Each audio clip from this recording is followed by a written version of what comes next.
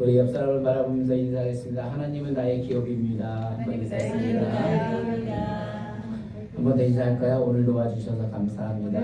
감사합니다. 네, 오늘도 나누신 인사의 말씀처럼 늘 하나님을 나의 기업으로 삼으셔서 우리의 인생에 또 가나안 땅을 점령할 수 있는 또 저와 여러분이 되기를 주님의 이름으로 간절히 축원합니다. 신명기 1장은 어떤 설교인가요? 보통 목사님들이 설교하실 때 이거는 모세의 고별적인 설교다, 유언적인 설교다라고 말을 합니다. 왜냐하면 이제 그 이유가 지금 모세가 이제 120세에 이제 죽음을 앞두고 한 30일을 앞두고 있는데 지금 이스라엘 백성들에게 1세대는 다 죽고 이제 2세대들에게 하나님에 대해서 다시 말씀을 하고 있어요.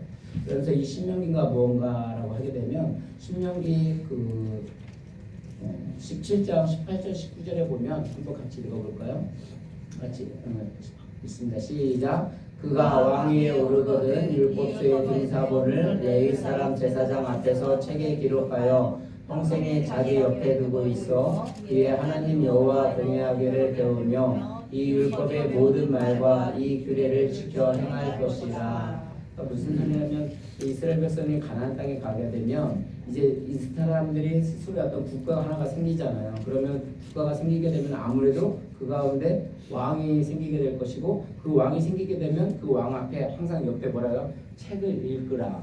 그러니까 하나님의 말씀을 읽으라 해서 이 계명은 10계명은 신명기는 항상 읽고 옆에 두라고 해서 10계명이라고도 하고 또 신명기라고 하고요. 이 신이 이제 신신당부하다. 그래서 하나님의 명령을 이렇게 기록한 글이다. 그래서 신신당부하다 해서 신명기라고도 말을 해요.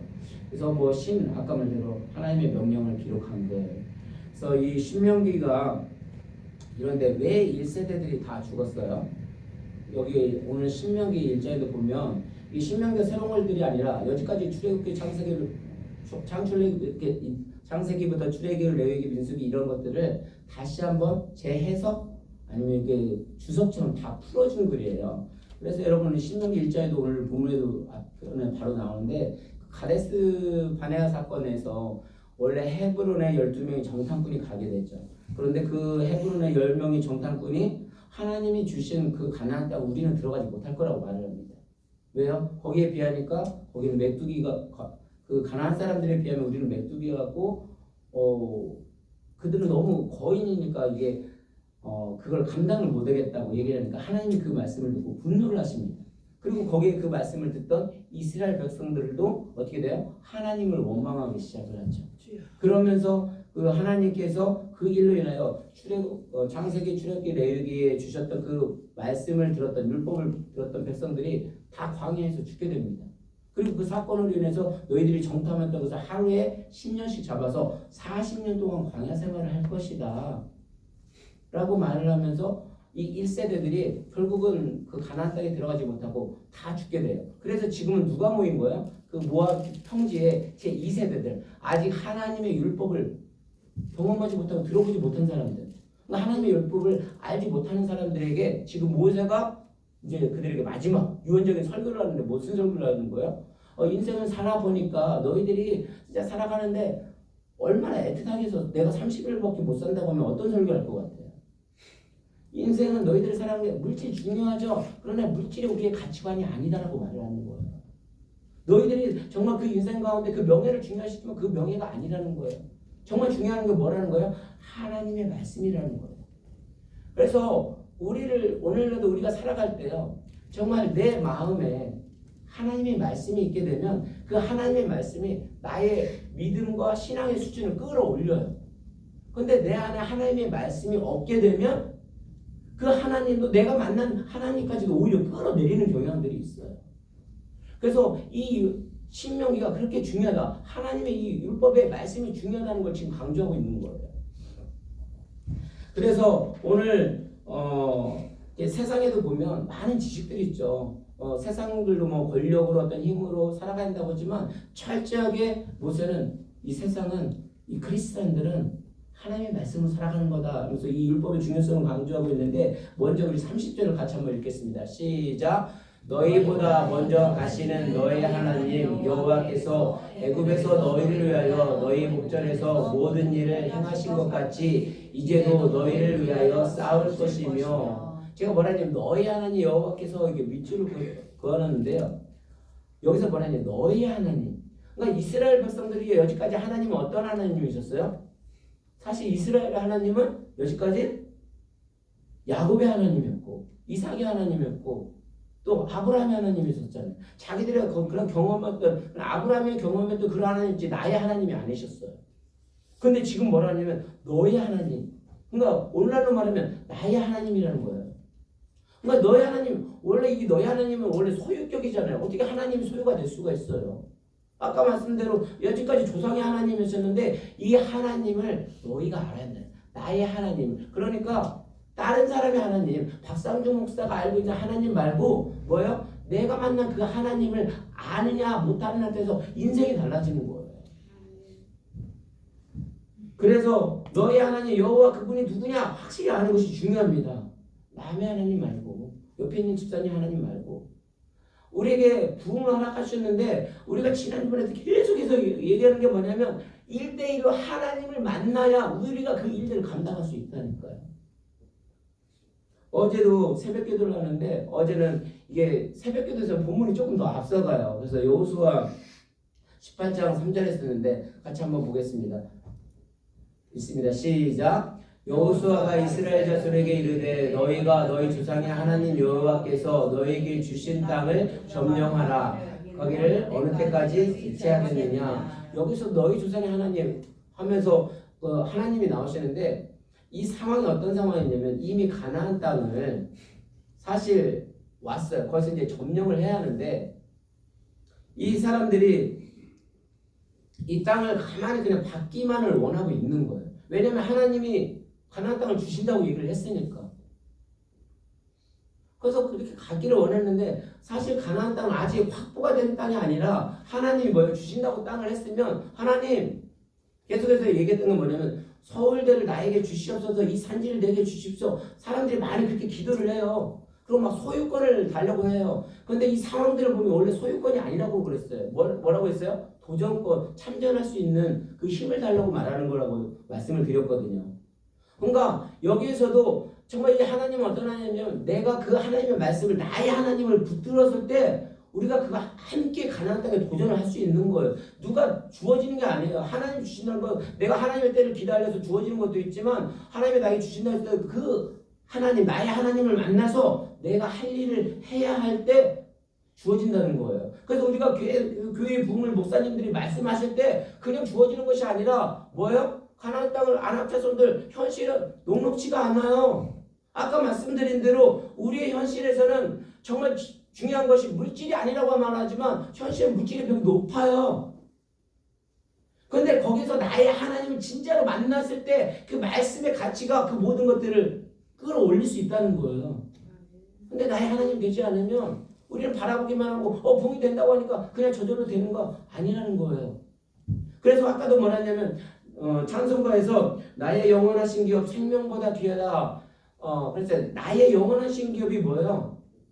땅이 아니라는 거예요. 나의 진정한 영원하신 기업, 어떤 나의 번창의 어떤 부흥을 말하는 게 아니라는 거예요. 나의 영원하신 기업이 뭐라는 거예요? 하나님이라는 거죠. 나의 영원하신 기업, 그 하나님이 생명보다 귀하다, 물질보다, 명예보다 훨씬 귀하다는 거예요. 근데 그 하나님을 알게 되면 나의 갈 길 다 가도록 나와 동행하는데요. 그러면서 그 하나님이 있을 때 주님께로 우리는 더 가까이 가려고 하는 거지 그 어떤 진짜 나의 어떤 지평, 어떤 가나안 땅 그걸 확보하려고 하지 않아요. 여기서도 계속해서 말하는 것이 그겁니다. 내가 하나님의 누군가를 분명히 알아야 한다는 거예요. 세상은 뭐라고 말해요? 내 자신을 알라고 하죠. 내 자신을 한번 돌아보게 되면 어때요? 진짜 아무것도 아닌 존재를 알게 돼요. 여러분 보시기에는 달라스 이렇게 건물이 있고 뭐 이렇게 번지르르 보죠. 얼마나 불안하고 얼마나 뭐한데요. 이거 정말 하나님이 붙잡아주지 않으면 아무것도 아닌 존재 정말 깨닫게 돼요. 내가 정말 별거 아니잖아요. 알고 보면 남보다 낫다고 증명하고 싶은데 별거 없어요. 그냥 남보기나 허물지고 번들어지만 실제로 내 속에 아무것도 없는 걸 깨닫게 돼요. 그래서 그러다 보니까 내 힘으로 하려고 되면 조금만 실패하면 쓰러지고 넘어지고 거기서 끝나는 겁니다. 금방 우울증 걸리고. 정말 하나님 말씀을 붙잡아 주지 않으면요, 정말 하루 한 번 내딛는 것이 때로는 힘들고 두렵고 어려울 때가 있어요. 불안할 때가 있어요. 그런데 지금까지 이렇게 붙잡아 주신 게 뭐예요? 하나님이 이걸 나의 삶 속에서 그 하나님을 만나야 하거든요. 그래야 그 하나님이 어떤 분이냐 말하고 있는 거예요. 그래서 나의 하나님을 딱 만나게 되면 어떤 확신이 생기냐면 좀 흔들리면 어때요? 좀 연약하면 어때요?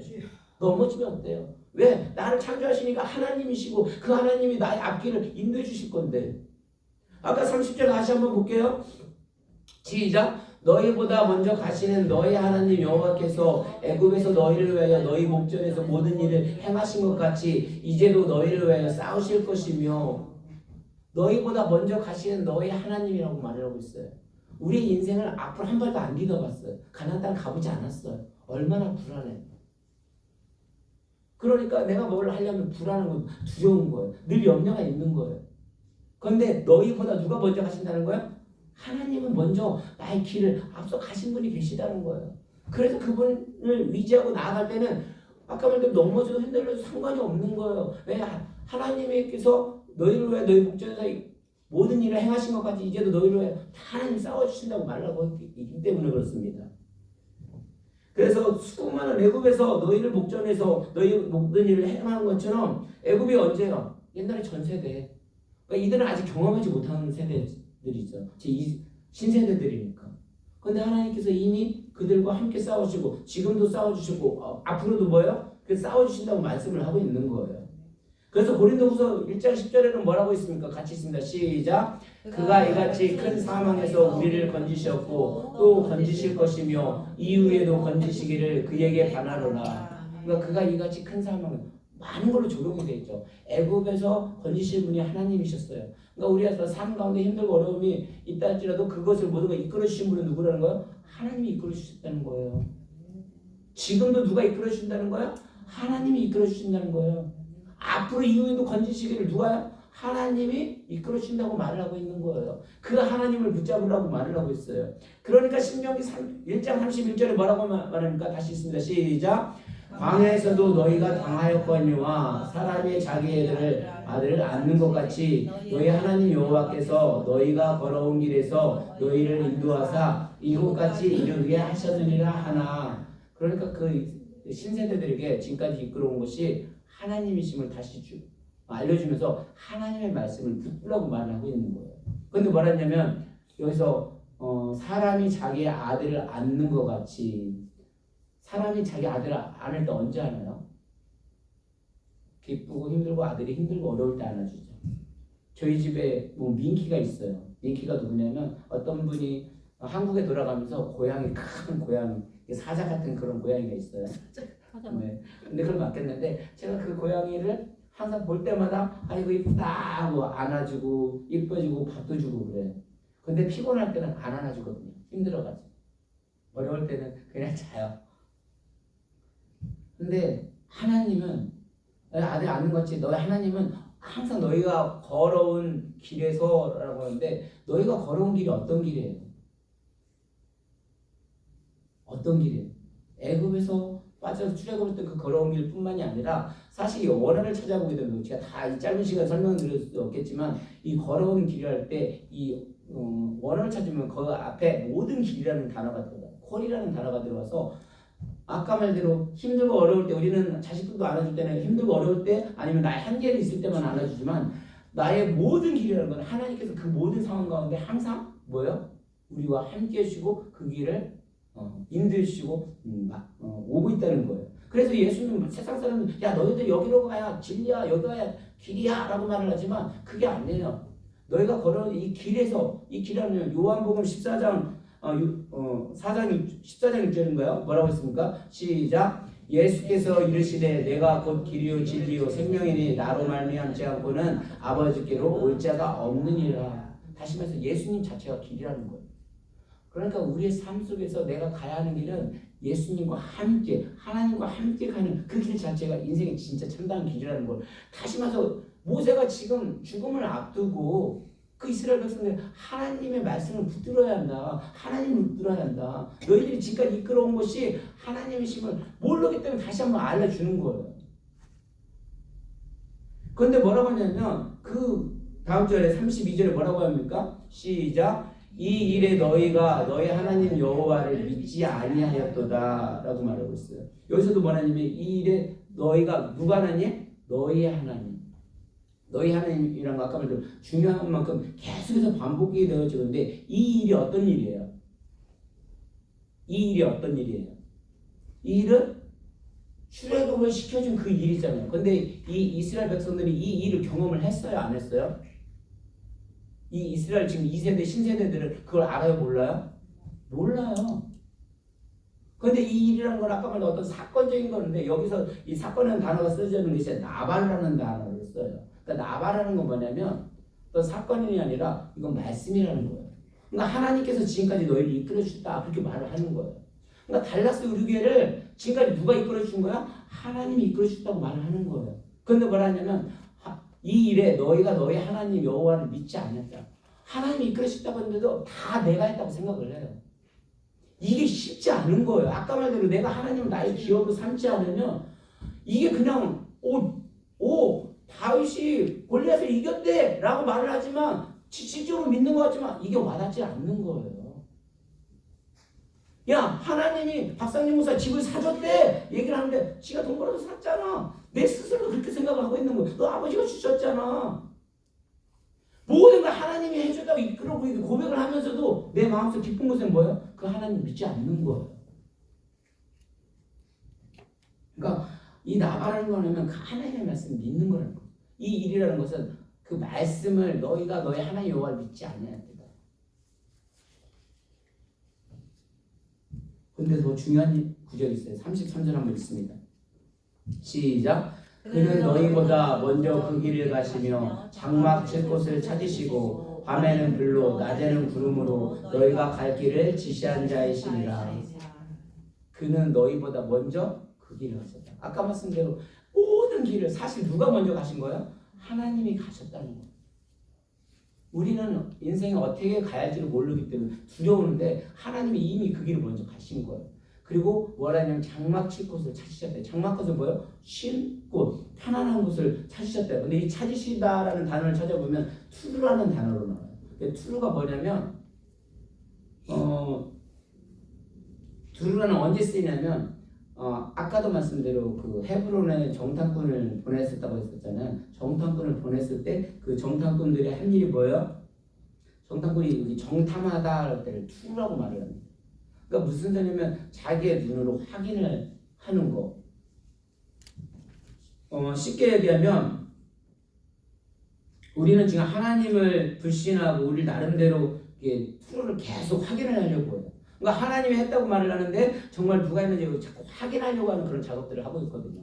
근데 지금 하나님께서 먼저 우리의 앞날을 가셔서 하나님이 사실 그 투루 단어로 사용해서 우리의 갈 길을 미리 뭐예요? 찾으시고 투루하시고 그리고 장막을 예비해 주시고 또 밤에는 불로 낮에는 구름기둥으로 인도하신다는 거. 낮에 그 뜨거운 가운데서도 구름기둥으로 인도를 해주시고 또 밤에는 정말 아까 말대로 어두워서 어떻게 할 수 없고 너무 추운 가운데 그런데도 하나님이 다 찾으셔서 뭐예요? 불로 인도하시는 분이라는 거죠. 그래서 오늘 주일 예배도 마찬가지입니다. 사실 이 자리에 쓰기까지도 많이 두렵고 떨릴 때가 있어요. 늘 하나님을 바라봐야 한다고 말을 하면서도 오늘 많은 사람들이 안 오겠구나 생각을 하면서도 또 찬양할 때는 너무 눈물이 나는 거예요. 그런데 항상 우리가 나아갔다는 말씀을 붙들기를 원합니다. 왜냐하면 이 말씀을 통해서 하나님이 역사를 하고 그 말씀을 붙들었을 때 우리의 아까 말대로 흔들리고 어려움들을 말씀이 잡아줄 수가 있거든요. 그래서 오늘도 바라면은 낮에는 구름 기둥으로 밤에는 불기둥으로 인도하시는 그 하나님을 만남을 통해서 다시 한번 우리가 각오와 결단 속에 부흥을 통해서 또 가나안 땅을 향해서 그걸 나갈 수 있는 건 하나님의 말씀을 내 안에 붙들어야 됩니다. 그렇지 않으면 자꾸 내 안에 그 하나님의 말씀을 믿지 못함으로 자꾸 뭔가가 사람의 생각으로 하려고 할 때가 너무 많다는 거예요. 그래서 오늘도 다시 한번 이 모세가 정말 죽기 전에 아직 하나님을 알지 못하는 그 백성들에게 정말 남기고 싶었던 것이 무엇이었겠습니까? 우리는 물질로 살아가는 게 아니라는 거예요. 정말 명예로 살아가는 것이 아니라는 거예요. 그 말씀을 붙들었을 때 진짜 크리스찬의 능력, 하나의 능력을 발휘할 수 있다고 말하고 있습니다. 그래서 오늘 하루도 이런 신명기의 삶을 살아갈 수 있는 또 저와 여러분이 되기를 오늘도 주님의 이름으로 간절히 축원합니다. 우리 시간